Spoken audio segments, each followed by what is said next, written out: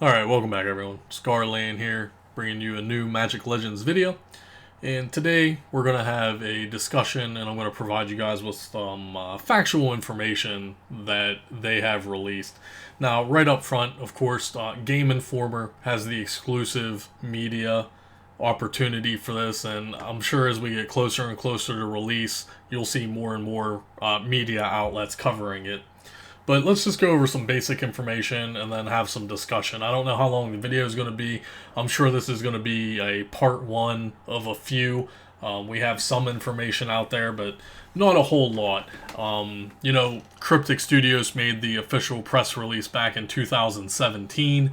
It's now 2020, so everybody has been waiting for this for a long time. They showed us a game trailer, and now we actually have gameplay footage. Now, I think one of the most disappointing things for myself and a lot of other players out there right now is we were all expecting a traditional MMO, and what we got was a RPG, an action RPG. So, right off the bat, yes, I'm very disappointed. I mean, Cryptic already had the framework. Cryptic Studios, of course, being the developer of the game. Cryptic already had the framework. All they had to do was take Neverwinter, their MMO, their Dungeons and Dragons MMO, and reskin it to be Magic the Gathering themed. And I honestly thought that's what they were going to do. I thought they were going to take the lazy man's way out, per se. And why not? I mean, they have all of those assets in play. All they had to do was switch everything to a Magic the Gathering theme. Yes, this would have taken a lot of work, and that's why I thought this was taking so long. But here we are today, in the year 2020, and now we know for a fact that it's a isometric action RPG. So when you think of it and you're watching gameplay in the background, of course provided by the company again, it kind of looks like Diablo, right? It's a normal top-down RPG game. Think of Path of Exile as well, but some factual stuff that we do know 100%. It is going to be a free-to-play title. Now, what we don't know is how they're going to monetize this. They were very strict. They wouldn't give any hints just yet about the monetization model that they're going to use, so we don't exactly know how they're going to earn the revenue. I'm sure there'll be some kind of in-game shop, and what you'll be buying will be obviously things that you need to progress in the game, most likely. One thing that I did like about the game is it does have the AI director. If you don't know what the AI director is, it's been used in games in the past, like Left 4 Dead, for example. Basically, the better you're doing in the game, the harder the game's going to get. So think of the director as this imaginary person that's like, oh, this guy is killing everything. Maybe I need to spawn harder enemies for it to kill. So basically, the better you do, the more mobs you're going to get, the higher tier mobs you're going to get, which is going to then lead to better loot. But at the same time, if you're struggling, it'll work the same way. So the director will realize that you're having a harder time with this mission, and he will downscale the content automatically for you, but at, less loot, right? You're going to get less loot. One thing that we wanted to take a look at, we don't have any inside information just yet, is the deck builder tool. So basically you're going to have, if you're playing on console, it'll probably be easier for you as you'll just have your normal X, Y, A, B buttons, and all four will have spells linked to them.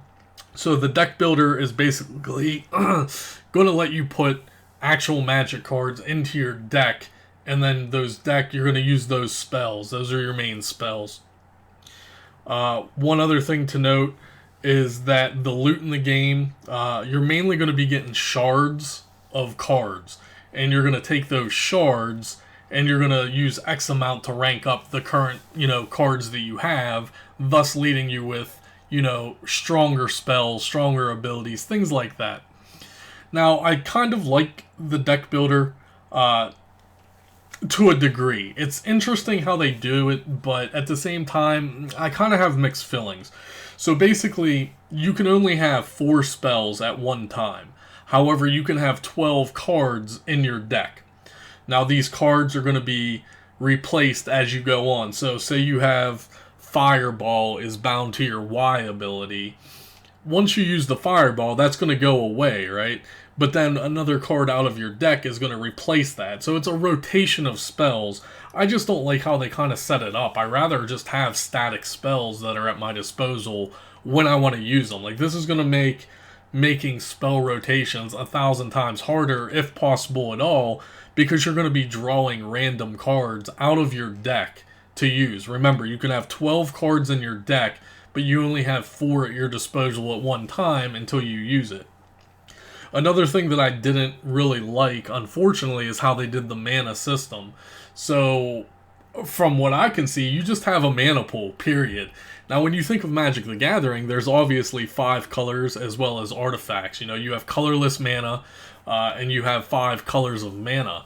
Well, apparently that doesn't matter in the game, at least from what I can see so far. This is still very early, everything is subject to change, of course, but there's no mountains as your red mana, there's no forest as your green mana, there's no swamps as your black mana. You just have a mana bar, and apparently you can use multicolor cards in your deck if you want. If you want to use all black cards, if you want to have a mono black deck, you can. But if you want to use cards from every color, apparently you can, at least from what I'm seeing here, because there's no, specific mana type. So, I mean, that kind of takes away from the whole Magic the Gathering experience to me. But, I mean, it is what it is, I guess. So, we'll see how that plays out. Trading, in-game trading has been confirmed. They were saying that there might not be a central marketplace, however, but like, again, things can change. I don't see why there can't be a central marketplace, but hey, whatever. There are going to be town hubs, so, big cities or whatnot. There's going to be instance maps and open world maps. The open world maps are actually going to have open world events as well as open world quests. Now, this actually got me excited. So not only are there instances where you can go do your main storyline or, side quests, they also have things called ordeals. The ordeals are like a lesser instance. They're like 10 minutes long for an ordeal. Whereas a quest or a dungeon could take, 15 to 20 minutes. So if you're just a casual player and you want to jump in and farm some stuff real quick, you can do these 10-minute ordeals. Now, what I didn't like, and what I was saying about the open worlds, I didn't understand this. There's only 3 players per instance.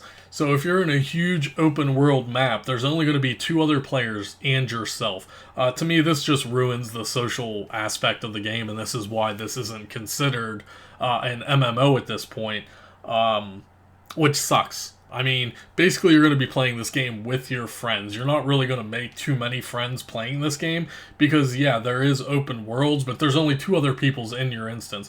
Why they couldn't have opened this up to like 5 to 10 players per open world or whatnot and allow, player interaction, talking about Magic the Gathering, trading cards and stuff like that in game.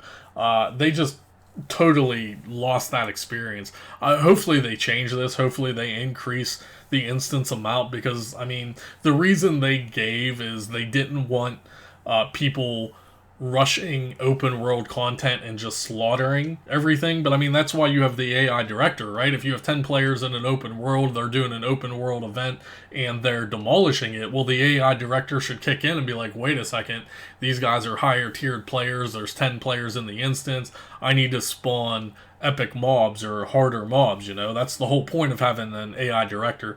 So them only allowing 3 players per instance, that was also really disappointing to me. Again, there are solo or co-op instances. Again, this isn't an MMO, guys. Unfortunately, it's not an MMO. The co-op instances, I'm assuming you can probably party up to 4 other people, sort of just like how Diablo is. You can have 4 people in an instance. It might be 5, I'm not sure.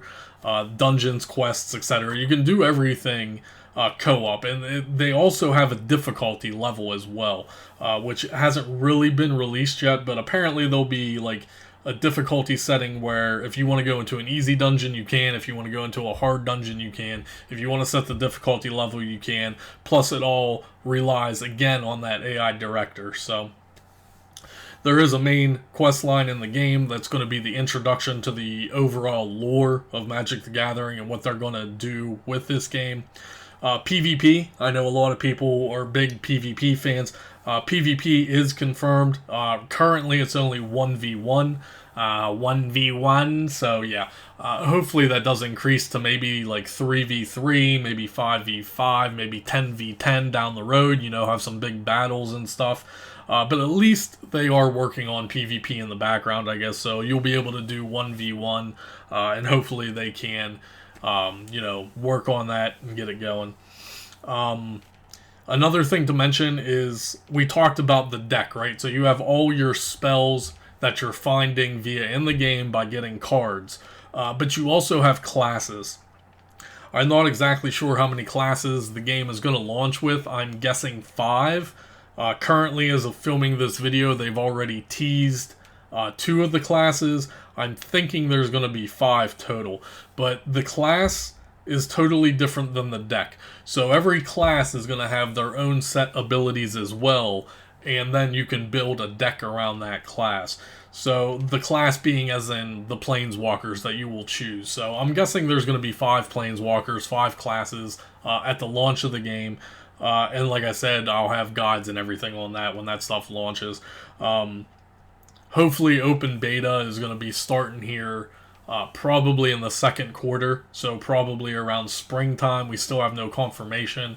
I'm guessing release is going to be at the end of the year.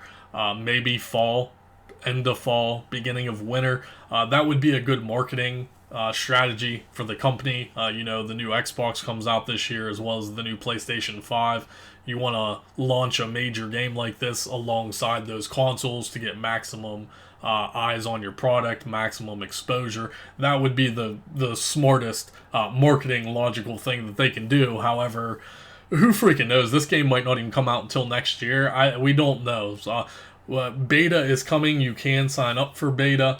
And hopefully that comes soon. So hopefully springtime, if anything. It does have health and mana orbs, just like Diablo. So the orbs will drop from mobs in the instance that you're killing. You simply run over them to replenish your health and your mana. Again, guys, not an MMO. Very upsetting that you don't have dedicated healers, dedicated DPS, dedicated tanks. It's simply an action RPG. You're going to be just slaying mobs, picking up the items, picking up the health orbs, picking up the mana orbs. If you're into that type of game, hey, that's awesome, but some people don't like ARPGs, like action role-playing games are just not their cup of tea, and it's not for everyone, I can understand that. So I'm disappointed. A lot of people are disappointed that this isn't going to be a Magic the Gathering MMO, but it is what it is. We're going to play it. We're going to jump into it. And to end the video, I just want to talk very quickly. The 2 classes that they revealed so far, or if you want to call them planeswalkers, the 2 planeswalkers are the Mind Mage and the Geomancer. The Mind Mage is like a range crowd control. This is something like the blue abilities. But keep in mind, just because you're playing a blue planeswalker, remember, you can still use whatever cards you want. You can play a Mind Mage and use a dual deck of red and black or whatever because the mana doesn't matter. The second one is the Geomancer. It was kind of a range spell hybrid. It kind of reminded me of a spiritual monk, but it's definitely melee. It's definitely up close and personal. So in the description below, all the sources, all the videos thus far we have from Game Informer, all the gameplay stuff that you're watching in the background right now. So this will be part 1 of the discussion and information video for Magic Legends. As more and more information comes out, I will put together more videos for you guys as we get closer to the beta, as we get closer to the launch of the game. Let me know in the comments below how disappointed you are, how excited you are. Just let me know your overall feelings about the game. Cali Gold has put out videos, Nova has put out videos, fellow other content creators have put out videos as well. So make sure you're gathering all the information you can, and let's get ready for beta. Thanks for watching, and I will see you guys in the next one.